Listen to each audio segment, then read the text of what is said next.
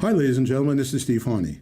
For those who don't recognize the voice, I'm the founder of KCM, and for the last several years, I've been working behind the scenes doing some research and some analysis of that research.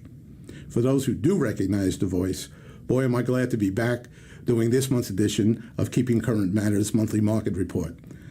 I'm very, very excited about it. I'm honored that I've been given this opportunity. And guys, I miss you a lot, a real lot. But as we know, back in 2008, we had a big job in front of us, and we worked together to make sure we got through that mess. Then in 2020, a pandemic hit. And again, we asked you to stand up and help America come back from that. Not from the health side of the issue, but we didn't want the economy to get any worse, and we know how important the housing market is to the economy. And in 2020, you stepped up again. You wore those little booties, you did your listing presentations on Zoom calls instead, and you actually created two of the greatest real estate markets in the history of American real estate. So thank you very, very much. Every time we ask you to come to the call, you do. And part of the reasons I'm doing this month is we're asking you to step up again. We're going through a changing market, not a difficult market, nothing like 2008, nothing like 2020, but it is a market that's causing some confusion. And we have to alleviate that confusion in the consumer as fast as we possibly can. So let's get started with that. And probably the most confusing thing to all of us is some mortgage rates. Now, there have been a lot of my friends that have lost their careers trying to guess where mortgage rates are going. So I'm not going to try to give you any projections as to where mortgage rates are headed, but I do want to try to explain to you why they're so high. For over 50 years, there's a spread. There's a 10-year Treasury yield, and then there's like a little spread, something that's added to that by the banking industry to form the mortgage rate. That's their piece of the mortgage rate that they get to keep. All right, and for 50 years, that number averaged out to be 1.72%. So whatever the 10-year Treasury yield was, if you added 1.72% to the top of that, that would be your mortgage rate. Well, the challenge is, starting from the beginning of this year, we've blown that 1.72% away. We started the year 1 point above that, meaning mortgage rates were 1 point above where they would normally be. And right now, as of this recording, where we stand is we're over 3 percentage points above that. Almost double what the normal rate was. So that's one of the reasons that mortgage rates are so high. And this is very, very rare, ladies and gentlemen. The only times the spread, and this is from George Rattow, the chief economist at KCM, the only times the spread approached or exceeded 300 basis points, think of that as 3%. 300 basis points would be like 3% in our lingo, were during periods of high inflation or economic volatility, like those seen in the early 1980s or the great financial crisis of 2008 and 2009. Now, at KCM, we like to give you visuals, not just the quotes, so you can show this to your consumers so they can very easily understand what you're saying to them. Is this rare, what we're going through right now? Oh, most definitely. Here's a visualization of what George just said. Very rarely does the spread jump above 3, but we're in one of those times right now. And that, again, is the reason rates are so high. Now, it's reasonable, this is from Odetta Cushy, the Deputy Chief Economist at First American, it's reasonable to assume that the spread, and therefore mortgage rates, will retreat in the second half of the year if the Fed takes its foot off the monetary tightening pedal and provides investors with more certainty. However, it's unlikely that the spread will return to its historic average of 170 basis points, as some risks are here to stay. I don't want you to get confused. Most economists use the 170 number. If you continue it out through this year, it jumps up to 172. But it's the same theory. It's about 170. And right now, that's not where we're at. We're over 3. What does that mean? Well, here's a graph explaining it. As of this recording, the 10-year Treasury yield was 3.65%. That's one of the components that makes up the mortgage rate. The orange is the spread. If we were at normal spreads, we'd have a 5.37% mortgage rate right now. You know what the market would be like if rates went down to 5.37%? It would be crazy. But we're at a 3.2 number. And that means rates are touching 7. Jumped over 7, jump below. And again, there's a couple of days before you're going to hear this, so I'm not sure where they're going to be when you hear it. But as of June 2nd, this is what winds up taking place. Even if as Odetta Cushy suggested, that the spread's not going to go back to 1.72, even if it went back to more than a half a point higher than that, at 2.25, we'd still have mortgage rates under 6%. And that's the key, ladies and gentlemen. Under 6%, in my humble opinion, will cause a frenzy in the market. So we have to know that relief is coming soon, and we have to explain to consumers why the rates are so high right now. And that's what we just try to do. Because it's important that we get in front of everyone we possibly can and explain to them. We don't have to explain to them how important home ownership is. Americans get that. As a matter of fact, this is National Home Ownership Month. And if you want any help with that in putting this on your social media posts or in your emails, please, as a member, you have access to all the new reasons to own images now in your member area. Please use those images. They are unbelievably well done by the team at KCM. Use them as much as you possibly can to promote National Home Ownership Month. The financial benefits of home ownership, let's go over them pretty quickly. Building equity, building family wealth, building generational wealth, control over the expenses. Yeah, buying a house right now is a little more expensive than renting one. Wait 5 years and see what happens. Your mortgage payment will be about the same. Your rent payment definitely won't be. Long-term savings. Every time you pay a mortgage, and my grandfather used to say this to me, he would write mortgage on one little slip of paper, and he would write rent payment on the other. And he would take the mortgage, the one that said mortgage, and he would fold it up and put it in his wallet.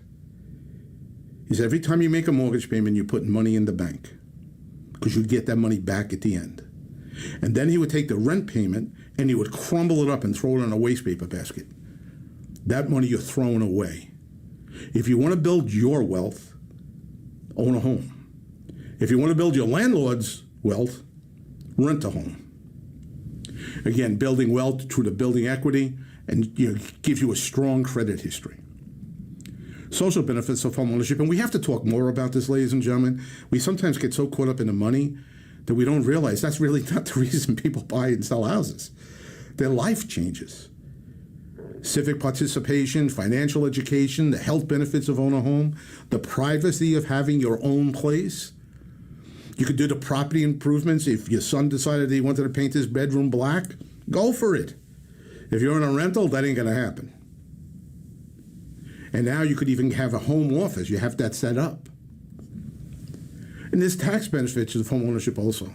There's the mortgage interest rate deduction, the property tax deduction, the imputed rent, meaning we're saving the money that we're not paying on rent. Like people tell me, well, if I didn't have a mortgage payment, I would take all that money and put it into the bank. Well, yeah, would you live in your car? You still have a housing expense. And you're right, the housing expense, if you're renting right now, might be a little bit less than what it is to buy a house at this particular moment in time. But push it out 5 years, push it out 10 years, and let's see. And then, of course, very obviously, ladies and gentlemen, if you stay in your house, equity is unbelievable. Right now, the average equity in the United States is somewhere around $300,000 per house. If someone sells the house right now, they make about $300,000. Now, I'm not sure, because I haven't talked to a lot of landlords lately, but if he sells his house that you're renting, I don't think he gives you any of that money. I think he keeps it. Now, again, home ownership remains the number one feature of the American dream. Owning a home, and this it actually has me a little bit nervous about how people think about home ownership. They think owning a home is more important than being able to retire. They think owning a home is more important as far as the American dream is concerned than a successful career. They think owning a home is more important than a college degree. America is built, the American dream is built on home ownership. And let's not forget that the people we talk to believe that. As a matter of fact, the Consumer Insights report that just came out said 78% of Americans associate home ownership with the American dream. So anyone that's telling you, well, I think that home ownership is not really considered the American dream anymore, they're wrong. Ask them where they got their numbers from. Because almost every survey every survey shows the vast majority of Americans think it. And almost every survey says 3 out of 4 Americans believe it. 65% see home ownership as a means of building intergenerational wealth. Now, what about the young people? The young people, they're a renter society. They want to rent their car. They want to rent this. Well, let's back that up for a second. Where are you getting the numbers from? Because according to this Consumer Insights report, 68% of millennials and Gen Z say investing in real estate is a smart financial decision. And 43% of millennials and Gen Z are considering buying an investment property. Don't let people that have opinions that are not backed up by anything sway your opinion that is backed up by numbers. Show them the numbers and ask them for theirs. Gallup does this every single year. America's opinion of what is the best long-term investment. This has been a rough year for real estate. The mortgage rates are up. The mortgage payments are up. But still, in 2023, real estate was seen as the best long-term investment. Even better than gold that is skyrocketing right now because of the recession fears. And ladies and gentlemen, real estate has been voted the best long-term investment for 11 consecutive years. Americans believe in home ownership. What you sell, they want to buy. But, and it's a big but, all the negative headlines that came out last fall, well, we're going to have another housing crash. It's going to be like 2008 all over again. Prices are going to fall 20, 25%. They were all wrong. But the impact of all those statements affected the American consumer. This is going, at the end of December, each of these years, the number of Americans who thought that prices were going to go down over the next 12 months. So these are December readings, going all the way back to 2010, the first year they ever did this reading, or took this survey. And what we could see that in 2010, 2011, as we were still getting through the financial crisis, those numbers jumped up to 18, 17%. But then it came back down and things were okay and things seemed to be fine.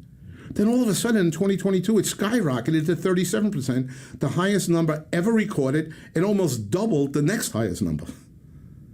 That's because there was so much there's so many negative headlines last year. Very prominent economists, very prominent global banks were saying the prices were going to fall off the edge of the cliff. But it didn't happen.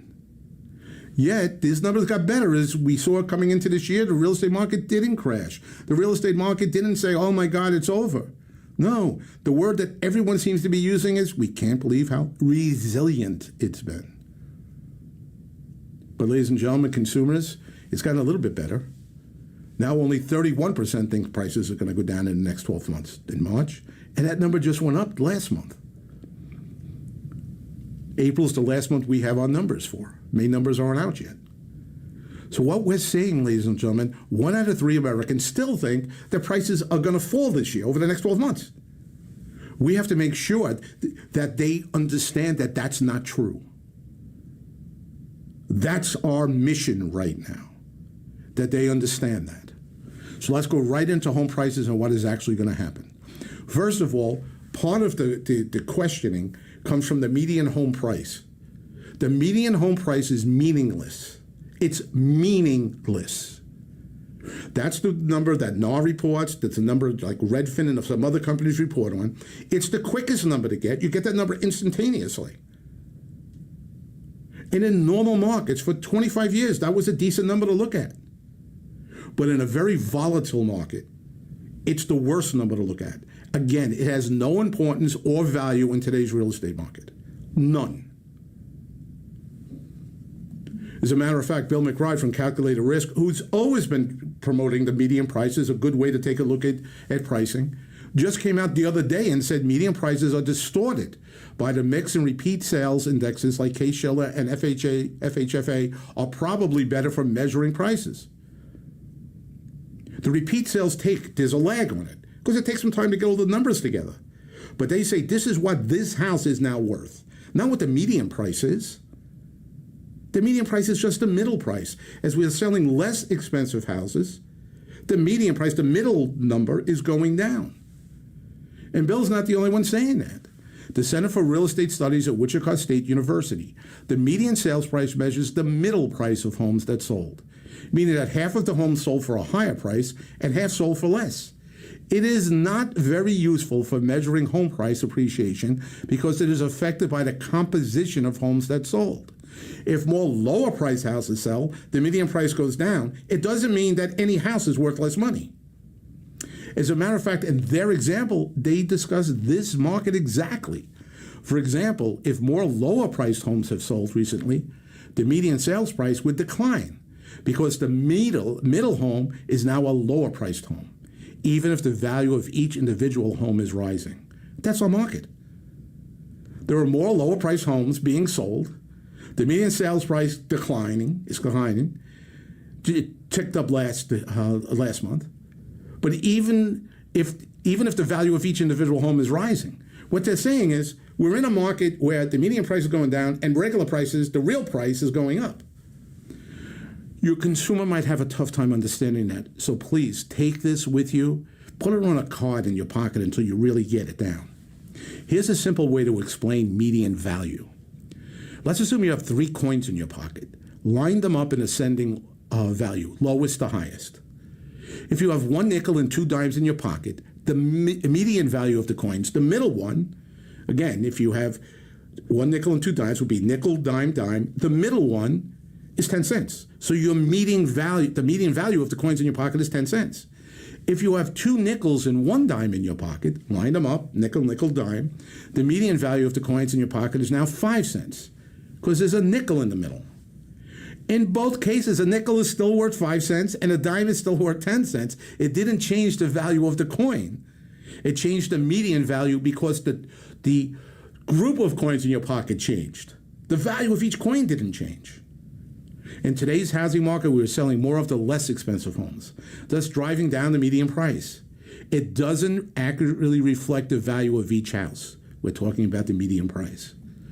So now let's take an accurate look at home price movement. What is really happening with prices? Again, remember, last fall, people were saying that it's going to fall 5 to 10%. Some were saying it's going to fall 15 to 20%. Some were saying it was going to fall 20 to 25%. Part of the reason that people are not putting the house on the market, they still remember those headlines. Part of the reason people are not buying right now, because they still remember those headlines. We have to counter those headlines in a big way. So let's take a look. Case-Shiller. Repeat sales, meaning accurate. Not fast. Median is quick. Repeat sales indexes are accurate. So you have to decide, do I want to be quick or do I want to be right? At KCM, we're not worried about quickness. We're worried about giving the right information. So in Case-Shiller, here we go. It's lag. It's only March. The April numbers aren't out yet. But we could see what happened. The beginning of last year, things were taking off and we were just flying high. Then in July, things came crashing down. Interest rates went up. It looked like all of a sudden there's going to be a ton load of listings coming to the market. Didn't happen, but some people were projecting that. And all of a sudden, all these negative headlines came out. And prices did start to fall. And people will start saying it's going to keep on cascading worse and worse and worse. Well, that didn't happen. The worst month was August. And it seems to be balancing back out now. And the last 2 months, according to Case-Shiller, are showing positive, not negative. So month over month, the percent change in home values, seasonally adjusted, is showing that we might be past the worst of it. Remember, back in 2008, it took us 6 years, almost 6 years, for prices to come back to a positive. Here we're talking about 6 months. So Case-Shiller says prices are stabilizing. What does the FHFA say? Prices are stabilizing. They look at a slightly different set of data, so the numbers are slightly different, but the overall trend is exactly the same. We had a rough second half of last year, and now we're coming back. Well, what does CoreLogic say? CoreLogic says prices are stabilizing. Same thing, ladies and gentlemen. Same trend. Again, they look at slightly different sets of data, so the numbers aren't exactly the same, but look at the trend. As a matter of fact, let's put all three of them together and look at the trends. They're all saying the same thing. The three most reputable indexes, home price indexes, are all saying the same thing. We had a great first half of 2022. We had a rough second half, and now we're on our way back. Now, we're not sure that everything's going to be green from this point forward. We'll keep you abreast of that. But that cascading down, that falling off a cliff, that 20-25%, I can pretty much guarantee you that we're not going to come anywhere near those numbers. We might end this year on a positive. Now, for more support, Zillow, and I know some of you say half the people in this call think that Zillow is the greatest thing since sliced bread, and the other half think it's the devil incarnate. I get that there's a split amongst realtors on that. But as additional information for people who like Zillow, they see the same thing. Good first half of last year, bad second half, and we're coming back. What does Fannie Mae say? Now, they do it quarterly, not month over month. They do it quarter over quarter. But what do they say? Same thing. Great first half of, a great 2021, then a great first half of 2022. Then the second half, we fell off. And the first quarter, we're back up again. Second quarter numbers are not out. So this is pretty interesting. Remember I said, back in 2008, it took us almost 6 years for the bars to turn green again. Here, it took 6 months, 2 quarters. Now, this is going to be difficult for me because I know there are people on this call that lost loved ones during the pandemic. So did I. But we have to talk positively from a housing standpoint about those 2 years. But it's difficult for me to talk positively about a time when so many people suffered. So instead of saying pandemic, and the World Health Organization has said that, well, it's over. The Biden administration said pretty much we're cutting off some of the programs because it's pretty much over. And I know there are still people sick, and I know there are people still dying. But the American people have pretty much put the pandemic in the rearview mirror. And I don't want to keep on using that word when I'm talking about the good years of real estate. So I've decided to change the word. I've decided to make it the unicorn years. Why? Because it was different. It's my attempt, our KCM's attempt, to disconnect the benefits of the strong housing market from the second quarter of 2020 to the second quarter of 2022, from the pain so many experienced during that time. And again, I know there are people on this call that lost loved ones. And again, so did I. That's why we came up with the unicorn years, to make that separation. Now, let's take a look, because people are going to tell you, well, things are off this year. They're not as good as they were. Well, yeah, but what are we comparing them to? Well, in 2022, appreciation dropped to 5%. It was 18% the year. Whoa. You're comparing it to the unicorn years, the 2 greatest years in American real estate history. An anomaly, something that wasn't supposed to happen. For 200 years, we sold real estate, this is a metaphor, we sold real estate riding a horse. And we were fine. We would ride the horse up and down the street and we would sell the houses. And then all of a sudden, something happened that we never thought would happen. We saw a unicorn. And we jumped aboard that unicorn. And for 2 great years, we rode that unicorn. And it was exciting. But one day we got down off the unicorn and went into the bar, and we came out and the unicorn was gone. It galloped away. And the only thing still left, tied to the little stand there, were horses. We're back on horses again. That's not a bad thing. It's normal. That's what we rode for 200 years. But people keep on wanting to compare what's happening now to the unicorn years. That's not right. Let's compare what's happening now to the other normal years before the unicorn years. Well, home appreciation is about the same. Pending listings, funny, about the same. Now people say, oh, pending listings are way down. Well, whoa. Compared to the unicorn years, of course. Well, that's about showing traffic, the number of people out there looking at houses. Well, it's way down from, the unicorn years. I get it. But if we look to the more normal years of 17, 18, 19, and 20, actually the number of buyers out there are up. And we know that because we see the lines outside of our open houses. But yet the papers are reporting, well, the headlines are, buyer traffic is way. No, wait, calm down. We can't compare it to the unicorn years. Let's stop the silliness. It makes no sense. Well, how about median days on the market? That's way up. Way up from what? Oh, the unicorn years? Yeah, I get it. But if we look back to 17, 18, 19, and 20, we're still selling houses faster now than we did in any of those normal years.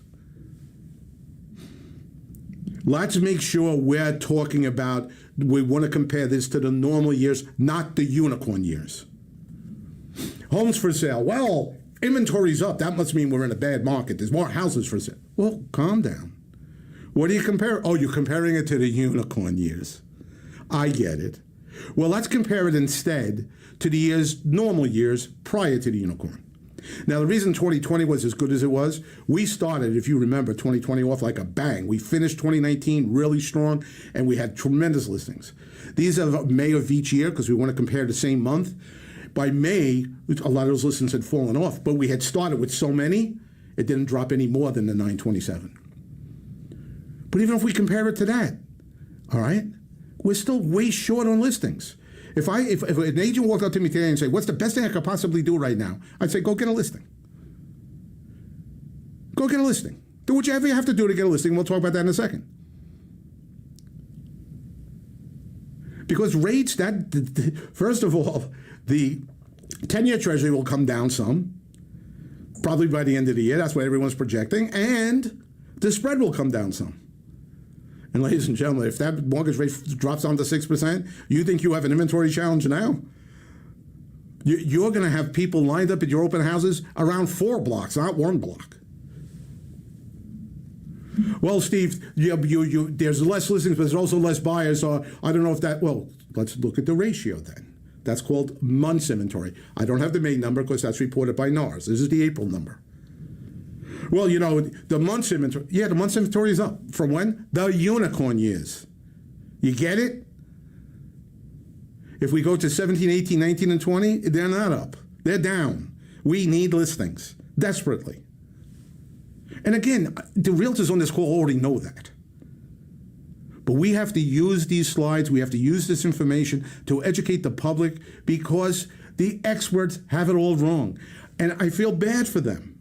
They're using models that they've used for hundreds of years to judge what's going to happen next. They never had unicorn years to compare it to anything to. So their models are, I'm not going to say garbage, but my vocabulary is limited, and I don't know what's a softer word than garbage, but it would be a synonym. Let's not worry about what the headlines say, except for the fact that consumers are reading them. Let's make sure on our social media, let's make sure on our emails, let's make sure on our blogs, let's make sure on our videos, let's make sure we're putting out the right information. Not Pollyanna stuff, accurate stuff. Sometimes I feel like I'm in a tug of war. Tug of war, there's 2 sides of the rope.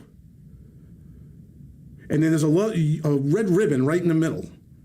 And then there's a mark on the ground. And the red ribbon starts in the middle, right on the mark. I'm not trying to drag people over to the positive side, to the Pollyanna side.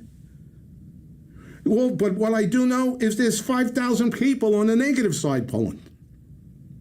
I need help on this side, not to drag people over to Pollyanna land, to keep the ribbon in the middle, because the negative headlines are pulling it toward the negative. Need your help. That's what I'm asking. That's why I'm on this month, MMR. We need your help now, today. And by the way, you're going to hear these headlines too. Well, foreclosures are increasing. So here we go. Now I told you this was going to happen. Recession's coming, unemployment, and oh my God, you were looking at foreclosure. What are you comparing them against? Oh yeah. The unicorn years. Ladies and gentlemen, every year we have foreclosures in this country. People get sick. People can't pay their medical bills. People die. People get divorced. People lose their job. They can't afford to pay their mortgages anymore. We help many of those people before they ever get to foreclosure. But still, some foreclosures happen every year. During the 2 unicorn years, of course, there was a lot less. Just in case you forgot, there was a moratorium. They weren't allowed to foreclose on houses. So now, as that thing settles out and the moratorium worked, because there's not a run of foreclosures now, they helped a lot of families stay in their houses during difficult times. Difficult times financially, difficult times from a health perspective. We help families stay in those houses too. So will the foreclosures go back to normal years? Yep. Will people start screaming at, oh, look at the percentage increase? Yeah. But they'll be comparing them against what? The unicorn years. It's important. It's important that we get out and speak to people. Good friend of mine, Mark Davison from Thousand Mark, they did a survey of people that were thinking about selling their house. And they asked them, if you were thinking about selling your house and you talked to a realtor, what impact did that have? And almost 2 out of 3 who decided to sell their home within 6 months were more inclined to do so after speaking to an agent. 2 out of 3, the chances of them listing their house increase if an agent talks to them. Guess what I'm going to suggest you do? Go talk to a lot of people. If we know that we just by speaking the truth can move people into getting on with their lives. Well, Steve, who's going to want to sell if they have a 3% mortgage? Well, I don't know. Let's assume that a young couple bought a condo over a pizzeria. It was a mixed-use place because it was a great walking score. They could walk to the Whole Foods. They could walk across the street to that little bodega, and everything was cool. So they're living there, and they're living beautifully. They just found out they're pregnant with twins. Guess what they're doing with their 1-bedroom condo? They're selling it. That young professional woman who finally been living in New York and working hard for the last 5 years finally got the job of her dreams. But it's in San Francisco. Guess what she's going to do with her home in New York? She's going to sell it. Because her life is more important than the interest rate. Retired couple who's finally is going to get the chance to move down south or move out west where their grandchildren are. This is what I know because I'm a grandparent. Part of the reason grandparents want to be by their grandchildren, they don't trust their children to raise them right. So, of course, that's a little bit of a joke, but every joke has some truth to it. That's why it's funny. So what winds up taking place is there's going to be a retired couple that's going to want to move near their grandchildren. Do you think that the love of their grandchildren is less important than a 3% interest rate? Of course it's not. Let's get out and start talking to people. Let's let them know that, hey, listen, if they buy real estate right now, it's not going to crash. Things are good. If they buy a house right now, 3 things can happen with mortgage rates. They could go up, and thank God they bought now. They could stay the same, and there's no problem except for the fact it looks like prices are going back up, so they might pay more. Or they could go down. And they have the opportunity to refinance if that happens. Let's start talking to people more and more. It matters. So now, 90-day agent plan. Attack the median price headlines. When you know the NAR report is going to come out the next day, and NAR's not wrong in reporting median prices. They've done it for years and years and years and years. But what people do with that information, it's not criminal, but it's whatever word is next to criminal with their headlines. Attack median prices and do it the day before. A lot of people know there's going to be crazy headlines tomorrow. Talk month-over-month prices, not year-over-year prices. Remember, last May, June, July, they were unicorn months for us. The highest prices in American real estate history. So, of course, this June, July, and August are going to be a little bit below those. And people are going to think that prices are down. No. They're not. Let me give you an example. San Francisco, year over year, prices are down 11%. That's the headline. People say, well, I'm not going to buy in San Francisco. Prices are crashing. Well, except for the fact that month over month, they're up almost 1%. Actually, 0.07%. Okay? So 0.7%, I should say. So what do we have here? We have a place in San Francisco that they've hit the bottom and they're coming back up.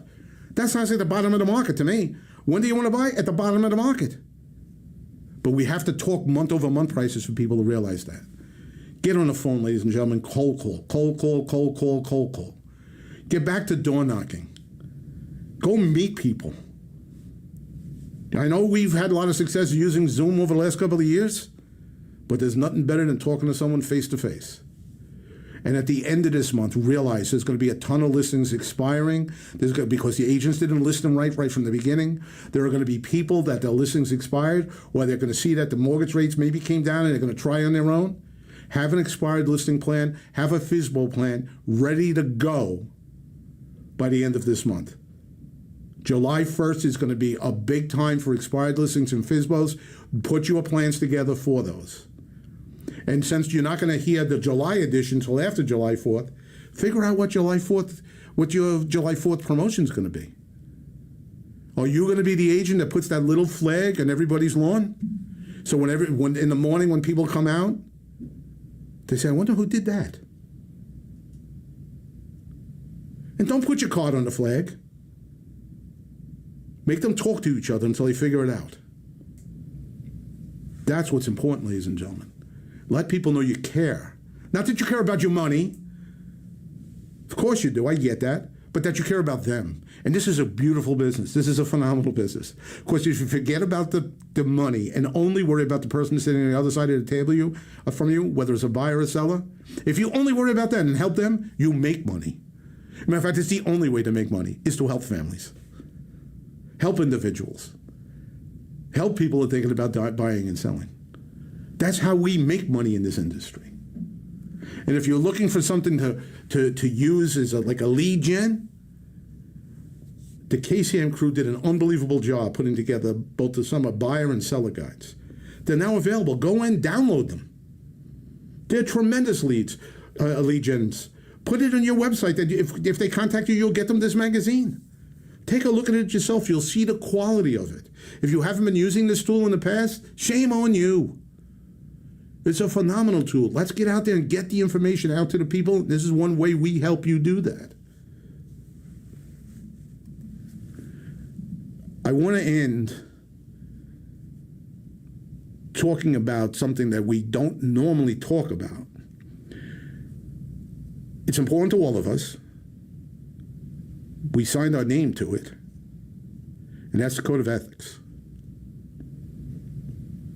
Every one of us, dependent on the state, either had to take a class or take a series of classes to understand what the ethical responsibility of being a realtor was. And then we signed our name to it. We signed our given name, and then we signed our family name. And I know about your family and my family, the family name is pretty important. Our given name gives us individuality. Our family name gives us tradition. And in most of our families, thank God, tradition is we work hard and we tell the truth. You signed your family name. The four most important words in the Code of Ethics, first of all, is code. It's standards we adhere to by an individual or group. It's a code we live by. Ethics, moral principles that govern a person's behavior. How ethical are we? I'm not talking about sins of commission, I'm talking about sins of omission. If we're not out there trying to let people know that the real estate market's fine and that they could move forward with their dreams, that's a sin of omission if you're not doing that. Not ethical. And then responsibility, a state of accountability. Let's hold each other accountable. Let's hold ourselves accountable. because that word responsibility appears in the Code of Ethics 16 times. It's not just something they just kind of threw in there. 16 separate times that word appears. And then duty, a moral obligation to perform. That's the definition. The word duty appears 31 times. We have a moral obligation to help people right now. A moral obligation that gives us the responsibility to help people right now. Because we signed off on a code that we would live by, saying we're people of ethics. First name, family name. Let's make sure we live up to both. Thank you very much. Need your help. KCM needs your help. Let's get out there. Let's do what we need to do. Until next time, please work hard and understand. If you're worried about the money, the only way to make money in this business is to help people. If